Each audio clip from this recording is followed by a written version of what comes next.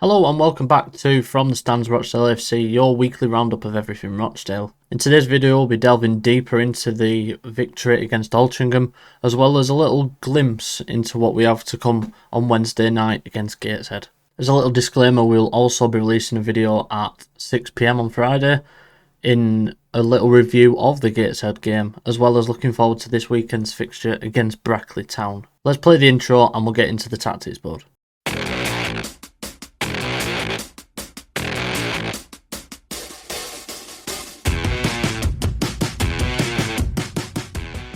Yes, the familiarity of the tactics board. Now, if you look, you can see the average positions of where the Rochdale players were lining up in the game against Altrincham. We discussed previously in the last video that how important the game will be won and lost out on the wings. As we all know, Alaraki had an absolute brilliant game, and it was probably the first time in a long time I've actually seen him play the way he did for Weldstone against us a couple of years ago.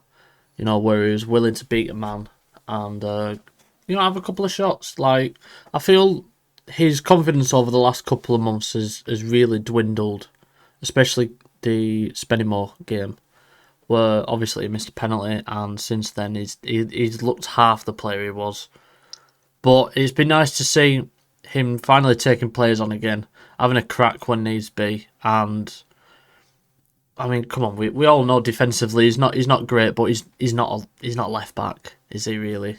He's a winger, and I just hope to see more of that this season. It also didn't help that in the previous video I said I'd love Alarakia to be just like Crankshaw, only for Alarakia to win the game for us and Crankshaw coming off the bench, which pretty much just sums up my analysis of things these days. Speaking of analysis, let's have a look at the both teams and how they were set up. That's how deep Altrincham were playing. I thought they did look very dangerous in that first half especially. Reddin was brilliant in this first half. He was absolutely everywhere. He was up and down this line, defending and getting forward and, again, bombing down Alaraki's side, and he very much struggled from it. Hence the goal coming from this side, from Reddin toward. And a very, very good goal, granted. But I do think Altrincham definitely did. They were a very good side. I thought they played very well, especially in that midfield area. I do feel maybe we edged it, but I think a draw would have been a fair result if I'm honest. But I mean, we'll take it all day long. As for the changes, we were 2-1 up with 71 minutes on the clock, and that is when Jim McNulty made his masterclass of a change. He brought on Tatonda, he brought on Amanchi, he brought on Petit, he brought on Pritchard. Looking at the average position really does tell a story. So this was prior to the substitutes, and that is since them. As you can see, Tatonda is a lot deeper, by the way. Pritchard's still up in those areas. Petit and Amanchi came on the pitch with 5 minutes to go. Well, 86 minutes. I think there was 7 minutes added on, weren't there? I don't know where on earth they got that from. But it was mostly to show the defence up and what a defensive performance we really did put in. I thought, just like Bournemouth, we were going into the last 20 minutes of the game, and I thought, we really need to shut up shop here, or we need to capture them on the counter and get a third and kill the game off completely. But these are the type of fixtures where you put in these defensive performances, and it really does give you confidence going into the rest of the season that we can shut up shop and really hold on to it. And honestly, like, we weren't really troubled that much. Watmuth had a brilliant game. There was a point where he saved a one-on-one, but he hesitated as he came out, and I really don't like seeing that from a goalkeeper. But other than that, he was absolutely brilliant. I feel like his kicking could do a bit better, but you know, this is his first season in men's football, and it's his second fixture, and he's done brilliant so far. As for Gordon, again, I thought Gordon was absolutely brilliant in this game. He really knows when to go and when to sit. This pass here that Beckwith always pulls off, I look for every game. He's absolutely brilliant at it. As for the midfield, I thought it was a bit of a slow start compared to last week against Bournemouth. I thought Ryan East was okay, but again, he was up against Marriott and he was up against Crawford, who were very physical and very energetic players anyway. So he probably needed to sit in. I probably would have started Petit in his place just to shore up that midfield because I felt like that was where they were the strongest, especially after last week's game against Aldershot. One thing I really did like in this game was the fact that after this little altercation with Sassy and Manny D, Sassy came up here for a free kick from that incident. I think it was Crawford who took it. Crawford took it, and as he hit it over here, Tonda just put his body right in the place and put Sassy on his ass. And it's just little bits like that where, pardon my French, but it's about time that we've become a bit of a team of like, you know, like your Atletico Madrid, the players who are willing to fight for the 3 points and they'll do whatever it takes. They'll fight for the rest of the team. And that is exactly what David Tonda was like. Like, he's willing to fight for his own team. So I asked you guys in a poll who you thought was man of the match, and I think it's fair to say that Taz was obviously going to win that one. Although it's quite tough because there was a lot of very good players in this game. Good friend Rochdale FC fan page says Gordon, Ebanks and Watmoth were really solid at the back. Manny D also.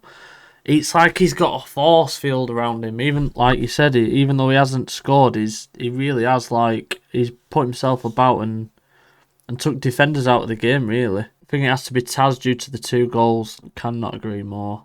Watmuff personally made some good saves. He did make a very good save towards the end of the game as well, which I thought was brilliant. I was inclined to say Gilmore's performance was underrated yesterday. I love Gilmore. He's my favourite player for Rochdale, and I think the work he does goes unnoticed a lot of the time. East falling short of what needs in that midfield. Yeah, I'm not sure about the whole Gilmore East thing in midfield. I think East is a lot better in those 10 positions like he was a couple of seasons ago. But towards the back end of the season, Gilmore and Edwards seem to be quite a good partnership. I know he's still young, but maybe Petit and Gilmore could really shore up that defence. I'm saying shore a lot in this video, I'm sorry. It creates a bit more stability at the back as the wing backs do bomb forward anyway. So I feel them two would be a better solution and East move further forward if need be. Right, that's the end of the Altrincham talk. Let's move on to Gateshead at home on Wednesday.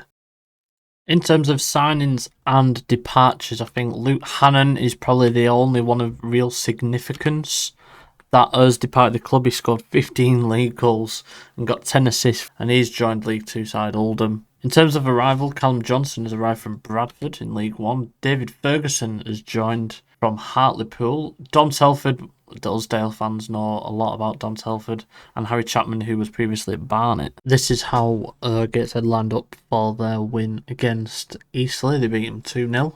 George Shelby was awarded with man of the match. In terms of the match stats, Gateshead had a higher XG with 1.19 to Eastleigh's 1.05, so a very close game. 410 passes, and they do like to work the way down these wings with Ferguson and Adam. Dom Telford scored a brilliant goal in this game as well. If you haven't seen that, go check that out if you can. I haven't really got much information about, I haven't got really much about Gateshead, as I tried watching the game on DAZN, and as I stated last week, the coverage of DAZN is absolutely shocking. The cameraman couldn't decide if he wanted to zoom in or out and if he wanted to look at the ball or not. So I've had to just go off highlights this week as it's quite short notice. I've watched the first about 20 minutes and they do like knocking the ball a bit long. Obviously, Frank Newblay has been around for quite a while now. I'm very surprised to see Dom Telford really in the National League, given how good he was at Crawley and Barrow a couple of years ago. But I do feel like we can control this game. We have struggled against Gateshead a couple of times over the last couple of years, but I feel like they've been in very different circumstances. Alan Armstrong has just joined from Darlington after having a fairly successful season in the National North. Seems to be a thing with Gateshead. They tend to keep players from up in that area up there. You know, they have an affiliation with Newcastle. You know, they had players like Adam Campbell over the last couple of years. Mike Williamson has come down as manager before going on to pastures new, and Rob Elliott took over from there. You know, they were quite a powerhouse until they reached the playoffs, and they weren't allowed to compete in it due to the stadium regulations. I think I'm not entirely sure, but I know the council had something to do with it. But that's now been resolved. As for the starting 11, I do feel like we might do a couple of changes this week. I think Petit will come in for East. I think Liam Hubbles might get a start. You know, he was at Gateshead last season. I think he's going to replace Gilmore. I was tempted to take Rodney or Barlow out and possibly put Henderson in. Maybe even disapprove Wayne Potamanchi in. I think we might have to start Alaraki after last week's game, you know, keep the momentum going. I think that could be a good way forward. I'm going to go a 3-1 win. Once again, thank you all for your support. I'm sorry for the less jazzy video for today. You know, I'm trying to get 2 videos out this week. Hopefully when we've got 1 game week, we'll be back to our jazzy self. So until then, I'll see you on Friday at 6 PM for a review of the Gateshead game and the build-up to the Brackley game. Until then, I'll see you soon.